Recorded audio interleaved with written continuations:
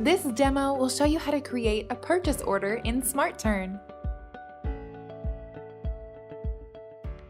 Under Ordering, select Purchase Orders. A list of POs will appear. Select Add at the top to start creating a new PO. Here, you can enter all the information related to this particular PO. Under Vendor tab, enter the information of the company you're sending the PO to, including vendor name, address, and phone number. Next, scroll down and click on Add PO Items in order to pick the items you want to purchase. Here, you can search for the item by item number, description of the item, product ID, owner, owner code, etc.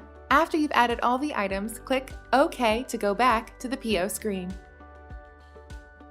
Now under each PO item, enter the ordered quantity and any other product-related information.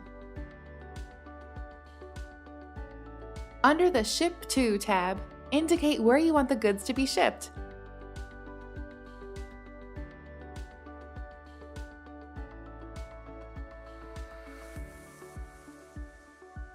You can also input any specific instruction under the Comments tab. Please note that SmartTurn allows you to do partial receipt or over receipt.